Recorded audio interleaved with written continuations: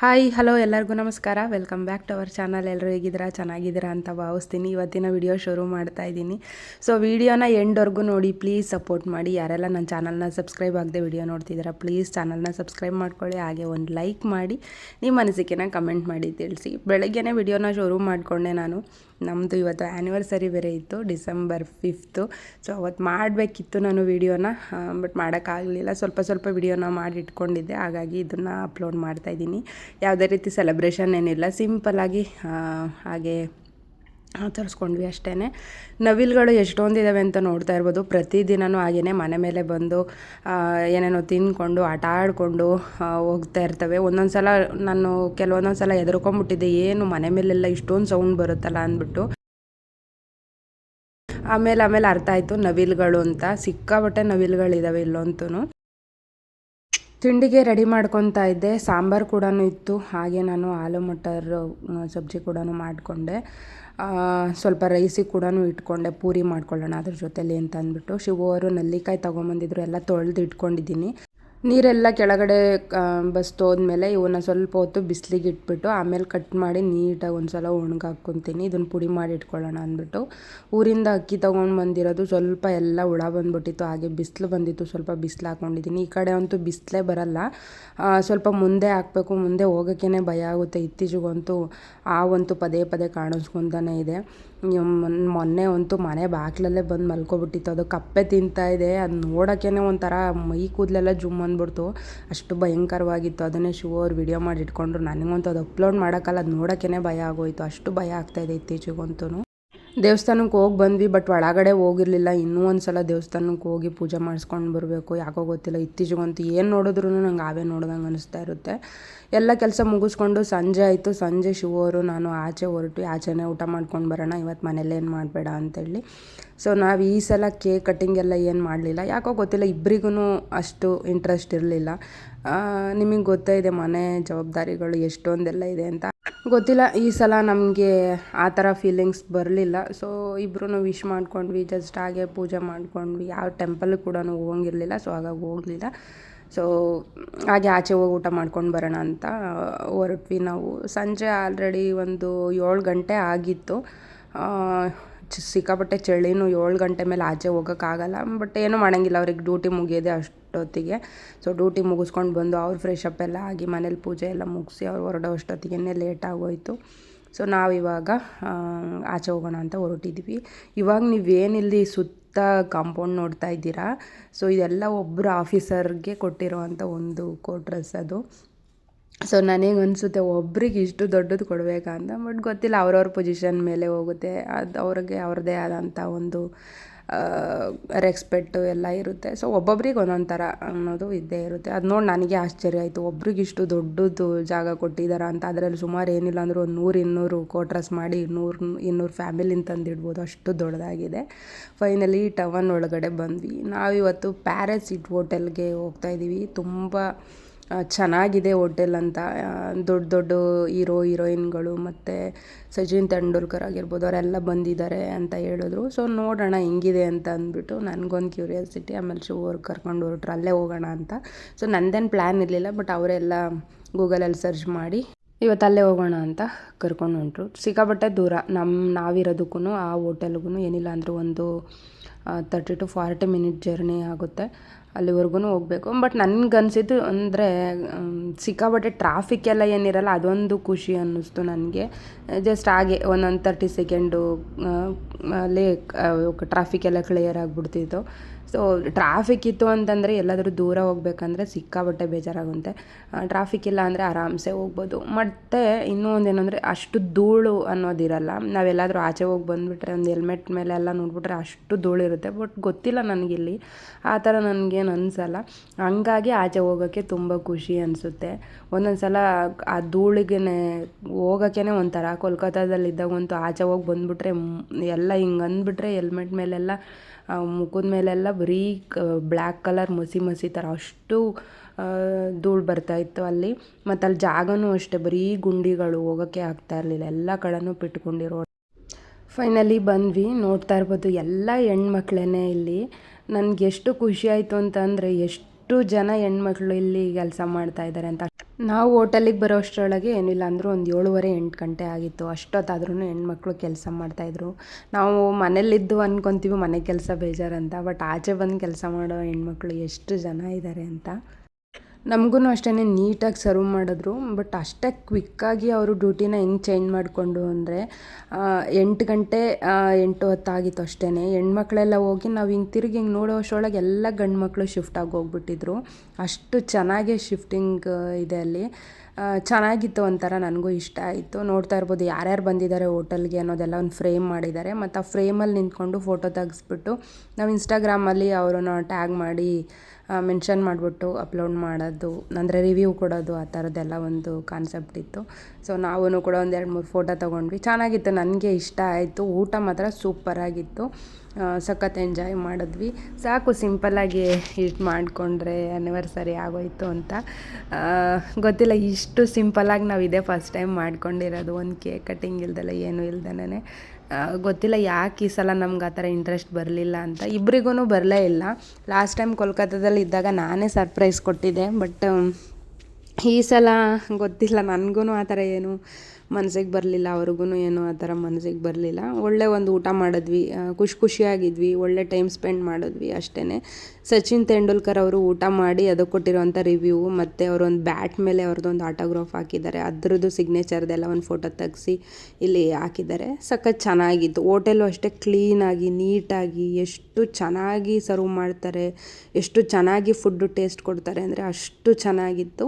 ಮತ್ತು ಪ್ರತಿಯೊಂದು ಇಲ್ಲಿ ಯಾವ್ಯಾವ ಪ್ಲೇಸ್ಗಳಿದ್ದಾವೆ ಅನ್ನೋದೆಲ್ಲ ಅದು ಒಂದೊಂದು ಫೋಟೋ ಫ್ರೇಮ್ ಮಾಡಿ ಹಾಕಿದ್ರೆ, ಎಲ್ಲ ವೈಟ್ ಆ್ಯಂಡ್ ಬ್ಲ್ಯಾಕ್ ಇರೋದು, ಅದು ಒಂಥರ ಚೆನ್ನಾಗಿತ್ತು. ನಾವು ಸ್ವಲ್ಪ ಹಾಗೆ ವೀಡಿಯೋ ಮಾಡಿಕೊಂಡೆ, ನೋಡೋಣ ಏನೆಲ್ಲ ಪ್ಲೇಸ್ಗಳಿದ್ದಾವೆ ಅಂತ. ನಾವು ಇಷ್ಟೊಂದೆಲ್ಲ ಪ್ಲೇಸ್ಗಳೆಲ್ಲ ಏನು ನೋಡಿಲ್ಲ, ಬಟ್ ಅದು ಏನೇನೋ ಕಾನ್ಸೆಪ್ಟ್ ಇತ್ತು ಅನಿಸುತ್ತೆ. ಬಟ್ ನಮಗೆ ಗೊತ್ತಿಲ್ಲ, ಅಲ್ಲಿ ಅದೇನೂ ಬರೆದು ಹಾಕಿರಲಿಲ್ಲ. ಬಟ್ ಇಷ್ಟು ಇಸ್ವಿದು ಅಂತ ಮಾತ್ರ, ಡೇಟು ಇಸ್ವಿ ಅಂದರೆ ಇಷ್ಟನೇ ಇಸ್ವಿಲಿ ಈ ಥರ ಇತ್ತು ಜಾಗ ಅನ್ನೋದು ಒಂದು ಇದಿರಬೇಕದು. ಸೊ ಅದಕ್ಕೆ ಆ ಥರ ಫೋಟೋಗಳನ್ನೆಲ್ಲ ಹಾಕಿದರು. ಅದರಲ್ಲೆಲ್ಲ ನಾನು ಹೋಗಿರೋದು ಅಂತಂದರೆ ಅದು ಮರೆತೇ ಹೋಗುತ್ತೆ, ಹೇಳೋಕ್ಕೆ ಬರಲ್ಲ. ಈ ಜಾಗ ಅನಿಸುತ್ತೆ ಚಾರ್ಮಿನಾರ್ಗೊಂದಕ್ಕೆ ಹೋಗಿದೆ ನೋಡೋ ಅಂಥ ಪ್ಲೇಸ್ ಏನಲ್ಲ, ಬಟ್ ಶಾಪಿಂಗ್ ಮಾಡೋಕ್ಕಂತೂ ಸಖತ್ ಚೆನ್ನಾಗಿದೆ. ಒಳ್ಳೊಳ್ಳೆ ಡ್ರೆಸ್ಗಳು, ಒಳ್ಳೊಳ್ಳೆ ಬ್ಯಾಂಗಲ್ಸ್ಗಳು, ಮತ್ತು ಮನೆಗೆ ಬೇಕಾಗಿರೋದು ಅಷ್ಟೇ ಗ್ಲಾಸ್ಗಳು, ಮತ್ತು ಪಿಂಗಾಣಿ ಸೆಟ್ಗಳು, ಕಿಚನ್ಗೆ ಅಷ್ಟು ಚೆನ್ನಾಗಿರೋದು ಐಟಮ್ಸ್ಗಳೆಲ್ಲ ಸಿಗುತ್ತೆ. ನೋಡಿ, ಇದೇ ಹೋಟೆಲ್ಗೆ ಹೋಗಿದ್ದು. ಗೂಗಲಲ್ಲಿ ಸರ್ಚ್ ಮಾಡಿ ಯಾರಾದ್ರೂ ಇದ್ದರೆ ಹೈದ್ರಾಬಾದಲ್ಲಿ ಆರಾಮಾಗಿ ಹೋಗಿ ಬನ್ನಿ. ತುಂಬ ಚೆನ್ನಾಗಿದೆ, ಒಳ್ಳೆ ಊಟ, ಒಂದು ಒಳ್ಳೆ ನೈಟ್ ಡಿನ್ನರ್ಗೆ ಸೂಪರಾಗಿರೋಂಥ ಪ್ಲೇಸು. ನಾವು ಅಂದ್ಕೊತೀವಿ ಇಷ್ಟು ದೊಡ್ಡ ರೆಸ್ಟೋರೆಂಟಿಗೆ ಯಾರು ಬರ್ತಾರೆ, ಎಲ್ಲ ದೊಡ್ಡವ್ರು ಬರ್ತಾರೆ ಅಂತ. ಬಟ್ ಗೊತ್ತಿಲ್ಲ, ಅಲ್ಲಿ ನಾವು ಹೋದಾಗಲೇ ಗೊತ್ತಾಗಿದ್ದು ಯಾರ್ಯಾರು ಬಂದಿದ್ರು ಅಂತ. ಎಲ್ಲ ಸಿಂಪಲ್ಲಾಗಿರೋರೆ. ನಾವು ಮನಸ್ಸಲ್ಲೇ ಕೂಗ್ತಾ ಇರ್ತೀವಿ, ಅಯ್ಯೋ ನಮ್ಮಂಥರೆಲ್ಲ ಇಲ್ಲಿಗೆ ಹೋಗೋಕ್ಕಾಗಲ್ಲ ಅಂತ.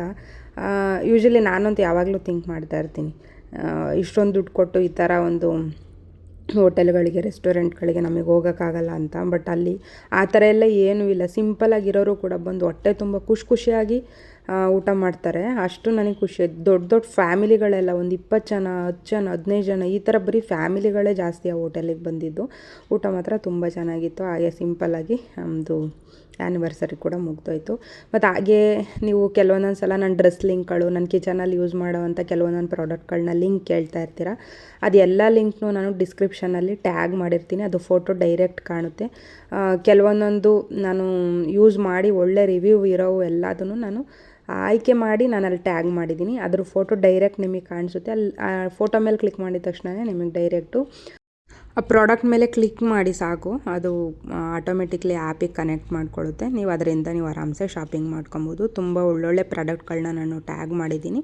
ಒಂದು ಸಲ ಚೆಕ್ ಮಾಡಿ ಯಾವ್ಯಾವುದು ನಿಮಗೆ ಇಷ್ಟ ಆಗುತ್ತೆ ಅದನ್ನು ಬೈ ಮಾಡಿ. ಇನ್ನು ಏನಾದ್ರೂ ಬೇಕಂದರೆ ಲಿಂಕ್ ಅಂತ ಕಮೆಂಟ್ ಮಾಡಿ, ಯಾವ ಪ್ರಾಡಕ್ಟ್ ಲಿಂಕ್ ಬೇಕಂತ ನಾನು ಆ ಪ್ರಾಡಕ್ಟ್ ಲಿಂಕ್ನ ಟ್ಯಾಗ್ ಮಾಡ್ತೀನಿ.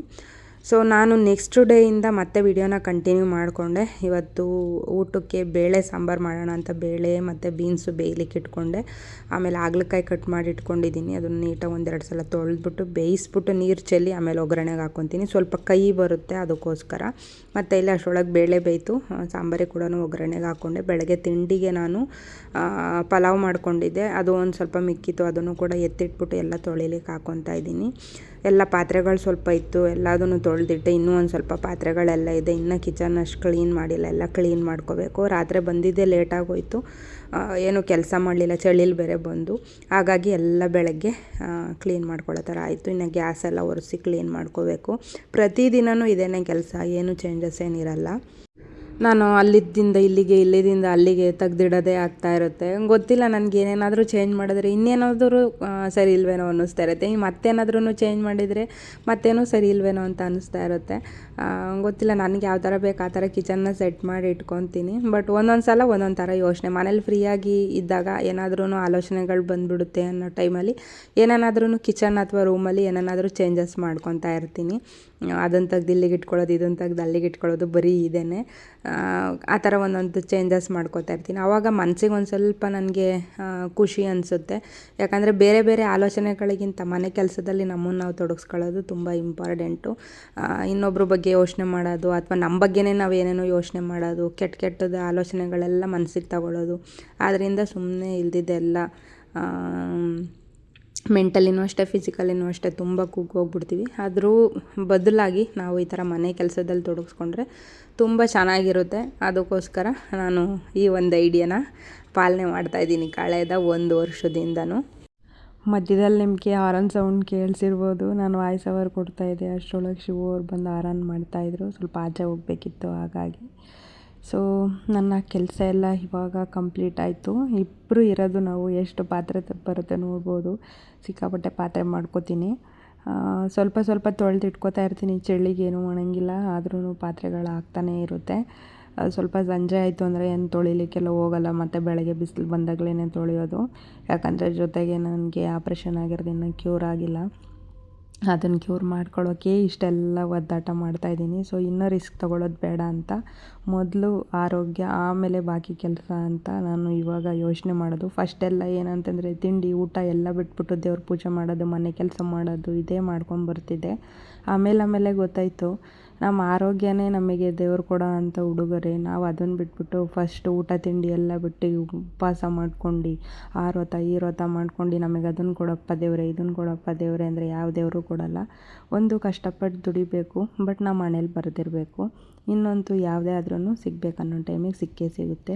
ಇರೋ ಜನ್ಮದಲ್ಲಿ ನಾವು ಏನಾಗಬೇಕು, ಏನು ಮಾಡಬೇಕು, ಏನೆಲ್ಲ ನಾವು ಕಷ್ಟ ಎದುರಿಸ್ಬೇಕು, ಎಷ್ಟೆಲ್ಲ ಸುಖ ಪಡಿಬೇಕು, ಎಷ್ಟೆಲ್ಲ ತ್ಯಾಗ ಮಾಡಬೇಕು, ಯಾರ ಹತ್ರ ಏನು ಅನ್ನಿಸ್ಕೋಬೇಕು, ಬಯಸ್ಕೋಬೇಕು, ಎಲ್ಲ ಪ್ರತಿಯೊಂದನ್ನು ದೇವರೇ ನಿರ್ಧಾರ ಮಾಡಿರ್ತಾನೆ ಅಂತ ಅಂದಮೇಲೆ ನಾವಂತೂ ಬರೀ ಉಪವಾಸ ಮಾಡಿ ಮತ್ತೆ ಅದನ್ನು ಕೊಡು ಇದನ್ನು ಕೊಡು ಅಂತಂದರೆ ಭಗವಂತ ಕೊಡಲ್ಲ. ಹಣೆಯಲ್ಲಿ ಬರೆದಿದ್ರೆ ಓಕೆ, ಆ ಟೈಮಲ್ಲಿ ಆಗಬೇಕು ಅನ್ನೋದಿದ್ರೆ ಭಗವಂತ ಕೊಟ್ಟೇ ಕೊಡ್ತಾನೆ ಅಂತ ತೀರ್ಮಾನ ಮಾಡಿಕೊಂಡು ಇವಾಗ ಮೊದಲು ಥರ ಎಲ್ಲ ಉಪವಾಸ ಇರೋದು, ಪೂಜೆ ಆಗೋವರೆಗೂ ತಿಂಡಿ ತಿಂದೆ ಊಟ ಮಾಡೋದಲ್ಲ ಇರೋದು, ಅದೆಲ್ಲ ಏನು ಮಾಡಲ್ಲ. ಫಸ್ಟು ಊಟ ತಿಂಡಿ ಏನಿದ್ರು ಮಾಡಿ ಮುಗಿಸಿ, ನೆಕ್ಸ್ಟು ಮನೆ ಕೆಲಸ ಎಲ್ಲ ಮುಗಿಸಿ ಆಮೇಲೆ ನಾನು ದೇವ್ರ ಪೂಜೆ ಮಾಡ್ತೀನಿ. ಇದು ಅಭ್ಯಾಸ ಮಾಡ್ಕೊಂಬಿಟ್ಟಿದ್ದೀನಿ.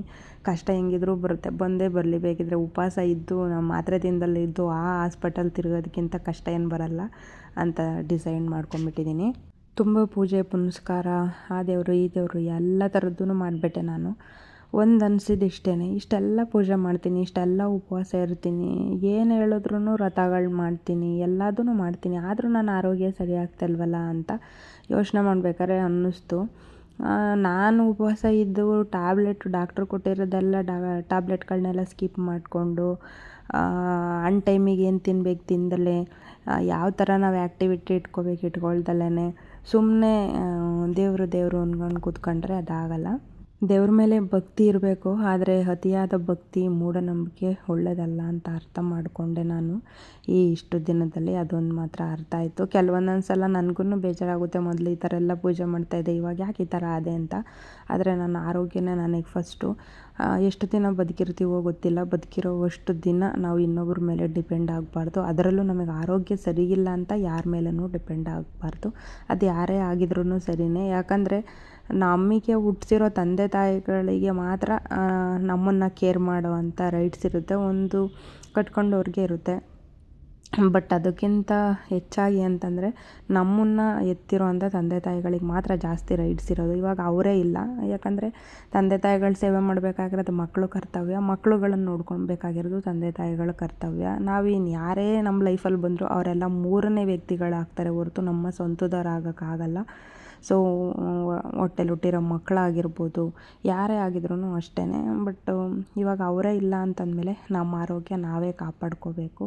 ಸೊ ಇದು ನನ್ನ ಅನಿಸಿಕೆ, ಎಲ್ಲರಿಗೂ ಇದೇ ಥರ ಇರಬೇಕಂತಿಲ್ಲ. ಒಬ್ಬೊಬ್ರದ್ದು ಅನಿಸಿಕೆ ಒಂದೊಂದು ಥರ ಇರುತ್ತೆ. ಸೊ ಎಲ್ಲರದ್ದು ಅನಿಸಿಕೆ ಒಂದೇ ಥರ ಇರಲ್ಲ. ಸೊ ಫೈನಲಿ ನನ್ನ ಕೆಲಸ ಎಲ್ಲ ಮುಗೀತು. ಕಿಚನ್ ನೋಡ್ತಿರ್ಬೋದು ಎಷ್ಟು ನೀಟಾಗಿ ಕಾಣಿಸ್ತಾ ಇದೆ ಅಂತ. ಮತ್ತು ಅದೇ ಆ್ಯಸ್ ಯೂಶುವಲ್ ಅದೇ ಥರ ಗಲೀಜು ಆಗೇ ಆಗುತ್ತೆ. ಸೊ ಏನೂ ಮಾಡೋಂಗಿಲ್ಲ. ದಿನನಿತ್ಯ ಹೆಣ್ಮಕ್ಳು ಅಂದಮೇಲೆ, ಮನೆ ಕೆಲಸ ಅಂದಮೇಲೆ ಪ್ರತಿನಿತ್ಯನೂ ಅಲ್ಲಿ ತೆಗ್ದಿಲ್ಲಿಡು, ಇಲ್ಲಿ ತೆಗ್ದಲ್ಲಿಡು, ಆ ಕೆಲಸ ಈ ಕೆಲಸ ಅನ್ನೋದು ಇದ್ದೇ ಇರುತ್ತೆ. ಅದಂತೂ ಮುಗಿಯೋಂಥದ್ದು ಅಲ್ಲವೇ ಅಲ್ಲ. ಸೊ ಫೈನಲಿ ನಾನು ಅಡುಗೆ ಮನೆ ಎಲ್ಲ ಕೆಲಸ ಮುಗಿಸಿ ಕಸ ಎಲ್ಲ ಗುಡಿಸ್ಕೊಂಡು ಒಂದು ಕಡೆಯಿಂದ ನೆಲ ಎಲ್ಲ ಒರೆಸ್ಕೊಂಡು ಬಂದೆ. ಶಿವರು ಅಷ್ಟೊತ್ತಿಗೆ ಬಂದು ಊಟ ಮಾಡಿ ರೆಸ್ಟ್ ಮಾಡ್ತಾಯಿದ್ರು. ನೆಲ ಒರೆಸೋದಂದರೆ ಪೂರ್ತಿ ಒರೆಸ್ಕೊತೀನಿ ನಾನು. ಇಲ್ಲಿಂದ ಬಾತ್ರೂಮಿಂದನೂ ಪೂರ್ತಿ ಎಲ್ಲ ಒರೆಸ್ಕೊತೀನಿ. ಯಾಕೆಂದರೆ ಬಾತ್ರೂಮು ಕೂಡ ತುಂಬ ದೊಡ್ಡದಾಗಿದೆ, ನೀರೆಲ್ಲ ಚೆಲ್ಲಿರ್ತೀವಿ ಅಂದ್ಬಿಟ್ಟು ಫಸ್ಟು ಎಲ್ಲ ಅಡುಗೆ ಮನೆ ರೂಮು ಅಲ್ಲೆಲ್ಲ ಕ್ಲೀನ್ ಮಾಡಿಕೊಂಡು ಲಾಸ್ಟಲ್ಲಿ ಅದನ್ನೆಲ್ಲ ಕ್ಲೀನ್ ಮಾಡ್ಕೊತೀನಿ. ಸಂಜೆ ಆಯಿತು, ಎಲ್ಲ ಕೆಲಸ ಮುಗಿಸ್ಕೊಂಡು ಎಲ್ಲ ಆಗಿ ಕೂತಿದ್ವಿ. ಅದಾದಮೇಲೆ ಒಂದು ಹೋಟೆಲ್ ಓಪನ್ ಆಗಿತ್ತು. ಆ ಹೋಟೆಲ್ ಓಪನ್ ಆಗಿದೆ, ಅದು ನೋಡೋಕ್ಕೇ ತುಂಬ ಜನ ಹೋಗ್ತಾಯಿದ್ರಂತೆ. ಸೊ ಸನಿ ಲಿಯೋನ್ ಬಂದು ಈ ಹೋಟೆಲ್ನ ಓಪನ್ ಮಾಡಿ ಕೊಟ್ಟು ಹೋಗಿರೋದು. ಸೊ ಇನಾಗ್ರೇಷನ್ನಿಗೆ ಬಂದಿದ್ರು ಅವರು. ಸೊ ಅದನ್ನು ನೋಡಲಿಕ್ಕೆ ಅಂತ ಹೇಳ್ಬಿಟ್ಟು ಇವತ್ತು ಶೋ ಅವರು ನನ್ನ ಕರ್ಕೊಂಡು ಹೋಗಿದ್ರು. ಹೋಟೆಲ್ ಹೆಸರೇ ಡಿಫ್ರೆಂಟಾಗಿದೆ, ಇಯಾ ಚ್ರೋನ್ ಜೈಲ್ ಮಂಡಿ ಅಂತ ಹೇಳ್ಬಿಟ್ಟು. ಸೊ ಒಂಥರ ಹಳೇ ಕಾಲದ ಪದ್ಧತಿ ಥರ ಏನೇನೋ ಇತ್ತು. ನನಗೆ ಅಷ್ಟು ನಿಜವಾಗ್ಲೂ ಫ್ರ್ಯಾಂಕಾಗಿ ಹೇಳ್ಬೇಕಂದ್ರೆ ನನಗೆ ಇಷ್ಟ ಆಗಿಲ್ಲ. ಸೀರಿಯಸ್ಲಿ ನನಗೆ ಇಷ್ಟ ಆಗಲಿಲ್ಲ. ಯಾಕಂದರೆ ಹೋಟೆಲ್ ಅಂದರೆ ತುಂಬ ಲೈಟಿಂಗ್ಸ್ ಎಲ್ಲ ಇರಬೇಕು, ಎಲ್ಲ ಜನಗಳು ಜಾಸ್ತಿ ಇರಬೇಕು, ಅಕ್ಕಪಕ್ಕ ಎದುರು ಬದ್ರು ಎಲ್ಲ ಜನಗಳು ಕಾಣಿಸ್ತಾ ಇರಬೇಕು, ಅದೊಂಥರ ಚೆನ್ನಾಗಿರುತ್ತೆ. ಇದು ಹೆಂಗೆ ಅಂತಂದರೆ ಜೈಲೊಳಗಡೆ ಕೂತ್ಕೊಂಡು ಊಟ ಮಾಡೋದು, ಅದು ಇಷ್ಟಿಷ್ಟು ದೊಡ್ಡ ದೊಡ್ಡ ತಟ್ಟೆಗಳಲ್ಲಿ ಊಟ ಕೊಟ್ಬಿಡ್ತಾರೆ. ಯಪ್ಪ ಅದನ್ನು ನೋಡೋಕ್ಕೆ ನನಗೆ ಭಯ ಆಗ್ತಾಯಿತ್ತು. ಸೊ ಯೂಟ್ಯೂಬಲ್ಲೆಲ್ಲ ತುಂಬ ಒಳ್ಳೆ ರಿವ್ಯೂ ಇದೆ, ಮಾತ್ರ ಫುಡ್ ಟೇಸ್ಟ್ ಚೆನ್ನಾಗಿರುತ್ತೆ ಅಂತ ಒಳ್ಳೆ ರಿವ್ಯೂ ಇತ್ತು. ನೋಡೋಣ ಹೆಂಗಿರುತ್ತೆ, ಹೊಸ ಅನುಭವ ಅಂತ ಹೇಳ್ಬಿಟ್ಟು ನಾವು ಹೋದು.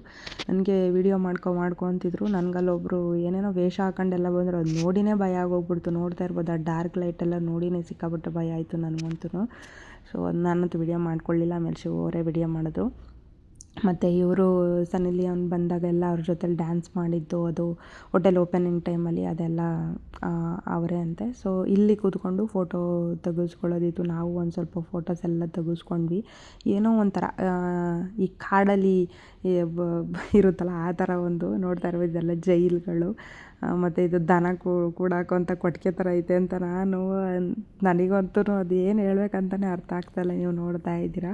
ಸೊ ಈ ಥರ ಇತ್ತು. ಇಲ್ಲೆಲ್ಲ ಒಳಗಡೆ ಕೂತ್ಕೊಂಡು ಊಟ ಮಾಡೋ ಅಂಥದ್ದು ಒಂದು ಫ್ಯಾಮಿಲಿ ಎಲ್ಲ ಒಬ್ಬೊಬ್ಬರಿಗೆ ಒಂದೊಂದು ಇದನ್ನು ಅಲ್ಲಿ ಸ್ಪೇಸ್ ಇರುತ್ತೆ. ಸೊ ಇಲ್ಲಿ ಆರ್ಡರ್ ಮಾಡೋದು ಅಷ್ಟೇ, ಸ್ಕ್ಯಾನ್ ಮಾಡಿ ಅದರಲ್ಲಿ ಏನೇನು ಬೇಕೋ ಫುಡ್ ಐಟಮ್ಸ್ ಎಲ್ಲ ಬರ್ತಾ ಇರುತ್ತೆ. ಆ ಲೀಸ್ಟ್ ನೋಡಿಕೊಂಡು ನಾವು ಆರ್ಡರ್ ಮಾಡಬೇಕಾಗುತ್ತೆ.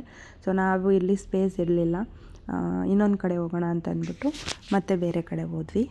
ಫಸ್ಟ್ ಫ್ಲೋರಲ್ಲಿ ಇದು ಸ್ಪೇಸ್ ಇರಲಿಲ್ಲ, ಎಲ್ಲ ಕೂತ್ಬಿಟ್ಟಿದ್ರು ಆಲ್ರೆಡಿ. ಮತ್ತು ಇಲ್ಲಿ ಜಾಸ್ತಿ ಫೋಟೋ ತಗೊಳ್ಳೋಕ್ಕೆಲ್ಲ ಬರ್ತಾನೆ ಇರ್ತಾರೆ. ಅದೊಂದು ಚೇರ್ ಥರ ನಾನು ಸ್ಟಾರ್ಟಿಂಗ್ ತೋರಿಸಿದ್ನಲ್ಲ, ಅಲ್ಲಿ ಜಾಸ್ತಿ ಫೋಟೋ ಎಲ್ಲ ತೊಗೊತಾ ಇರ್ತಾರೆ. ಸೊ ಹಂಗಾಗಿ ನಾವು ಇನ್ನೊಂದು ಸೆಕೆಂಡ್ ಫ್ಲೋರಿಗೆ ಹೋಗೋಣ ಅಂತ ಅಂದ್ಬಿಟ್ಟು ಹೋದ್ವಿ. ಅಲ್ಲೂ ಒಂಥರ ಡಿಫ್ರೆಂಟಾಗಿತ್ತು, ನೋಡೋಣ ಅಂದ್ಬಿಟ್ಟು. ನಾನು ಮಾತ್ರ ಅಲ್ಲೂ ಕೂಡ ವೀಡಿಯೋ ಮಾಡ್ಕೊಳ್ಳಿಲ್ಲ. ನನಗೆ ಏನೋ ಒಂಥರ ಕತ್ಲೆ ರೂಮ್ ಒಳಗಡೆ ಬಂದಿದ್ದೀನಿ ಅನ್ನೋ ಥರ ಅನುಭವ. ನೋಡ್ತಾ ಇರ್ಬೋದು, ಇದು ಜೈಲು. ಇದರೊಳಗಡೆ ನಾವಿಲ್ಲಿ ಕೂತು ಊಟ ಮಾಡಿದ್ವಿ. ಫಸ್ಟ್ ಇದರಲ್ಲೇ ಸಿಕ್ಕಾಬಟ್ಟೆ ಚಳಿ ಆಗ್ತಾಯಿತ್ತು. ಯಪ್ಪ ನನಗಂತೂ ವಿಪರೀತ ಭಯನೂ ಕೂಡ ಆಗ್ತಾಯಿತ್ತು. ಹೊಸ ಅನುಭವ. ಬಟ್ ಇದನ್ನೇ ಎಲ್ಲರೂ ಇಷ್ಟಪಡ್ತಾರೆ. ನಮಗೆ ಗೊತ್ತಿಲ್ಲ, ಅಪರೂಪಕ್ಕೆ ನೋಡ್ತೀವಲ್ಲ, ಏನೋ ಒಂಥರ ಇದೆಲ್ಲ ನೋಡಿರಲ್ಲ ಅಲ್ವ, ಏನೋ ಒಂಥರ ಬೇಜಾರು. ಮತ್ತು ನನಗೆ ಅದು ಅಷ್ಟು ಇಷ್ಟನೂ ಆಗಲಿಲ್ಲ. ಫಸ್ಟ್ ಡೇ ಹೋಗಿದ್ವಲ್ಲ ಆ ಹೋಟೆಲ್ಲು ರೆಸ್ಟೋರೆಂಟ್ಸ್ ನಂಗೆ ಸಿಕ್ಕಾಬಟ್ಟೆ ಇಷ್ಟ ಆಯಿತು. ಬಟ್ ಇದು ಯಾಕೋ ನನಗೆ ಅಷ್ಟು ಇಷ್ಟ ಆಗಲಿಲ್ಲ. ಬಟ್ ಫುಡ್ಡು ಅಂತ ಬಂದರೆ ಮಾತ್ರ ತುಂಬ ಚೆನ್ನಾಗಿತ್ತು. ಸೊ ಫುಡ್ ವೈಸ್ ಬಂದರೆ ಅದು ಓಕೆ, ತುಂಬ ಚೆನ್ನಾಗಿತ್ತು. ನಾನ್ ವೆಜ್ ಅಂತ ಬಂದರೆ ಈ ಥರ ಕೊಡ್ತಾರೆ. ಬಟ್ ಇದು ನಮ್ಮದಲ್ಲ, ಬೈ ಮಿಸ್ಟೇಕಾಗಿ ನಮ್ಮ ಟೇಬಲಿಗೆ ತಂದಿಟ್ರು. ಆಮೇಲೆ ಇದನ್ನು ನಾವು ಅವ್ರಿಗೆ ಕೊಟ್ಟು ಬೇರೆ ನಾವೇನು ಆರ್ಡರ್ ಮಾಡಿದ್ವಿ ಅದನ್ನು ಎತ್ಕೊಂಡ್ವಿ. ನಾನ್ ವೆಜ್ ಅಂತ ಬಂದರೆ ಸೇಮ್ ಅದೇ ಥರ ಪ್ಲೇಟಲ್ಲೇ ಎಲ್ಲ ಹಾಕ್ಕೊಡ್ತಾರೆ. ಎಷ್ಟು ಜನ ಇದ್ದರೂ ಆ ಥರ ಒಂದು ದೊಡ್ಡ ಇದರಲ್ಲಿ ಹಾಕ್ಕೊಡ್ತಾರೆ, ಅದನ್ನು ಊಟ ಮಾಡಬೇಕಾಗುತ್ತೆ. ಸೊ ಮತ್ತು ನೆಕ್ಸ್ಟ್ ಡೇ ಇದು ಮತ್ತು ರಾತ್ರಿ ನಾವು ಊಟ ಏನೂ ಮಾಡಿಲ್ಲದೆ ಇರೋದ್ರಿಂದ ಸಾಂಬಾರೆಲ್ಲ ಹಾಗೆ ಮಿಕ್ಕಿತ್ತು. ಸಾಂಬಾರನ್ನೆಲ್ಲ ಬಿಸಿಗಿಟ್ಟು ಅದಕ್ಕೇ ನಾನು ಸ್ವಲ್ಪ ರೈಸಿಗೆ ಇಟ್ಕೊಂಡು ಬಜ್ಜಿ ಮಾಡಲಿಕ್ಕೆ ಇಟ್ಕೊಂಡೆ. ಸಿಕ್ಕಾಪಟ್ಟೆ ಚಳಿ ಆಗ್ತಿತ್ತು, ಬಜ್ಜಿ ತಿನ್ನೋಣ ಅಂತ ಅಂದ್ಬಿಟ್ಟು ಈರುಳ್ಳಿ ಬಜ್ಜಿ ಮಾಡೋಣ ಅಂತ ರೆಡಿ ಮಾಡಿಕೊಂಡೆ. ಮತ್ತು MHಗೆ ಸ್ವಲ್ಪ ಹೋಗೋದಿತ್ತು. ನಾರ್ಮಲ್ ಚೆಕಪ್ಪು ಇತ್ತು ನನಗೆ. ಪೂನಾಗೆ ಹೋಗೋದಕ್ಕೂ ಮೊದಲು ಏನೇನೆಲ್ಲ ಬ್ಯಾಲೆನ್ಸ್ ರಿಪೋರ್ಟ್ಗಳಿದೆ ಅದನ್ನೆಲ್ಲ ಕಲೆಕ್ಟ್ ಮಾಡ್ಕೊಂಡು ಇಟ್ಕೋಬೇಕಿತ್ತು. ಥೈರಾಯ್ಡ್ದೊಂದಿತ್ತು. ಅದೊಂದೇ ನಂಗೆ ಸಿಕ್ಕಾಪಟ್ಟೆ ಭಯ ಆಗ್ತಾಯಿತ್ತು, ಏನಿದೆಯೋ ಏನೋ ಗೊತ್ತಿಲ್ಲ ಅಂತ. ಒಂದು ಸಲ ಚೆಕ್ ಮಾಡಿಸ್ದಾಗ ಇಲ್ಲ ಅಂತ ಬರುತ್ತೆ, ಇನ್ನೊಂದು ಸಲ ಮಾಡಿಸ್ದಾಗ ಇದೆ ಅಂತ ಬಂದಿತ್ತು.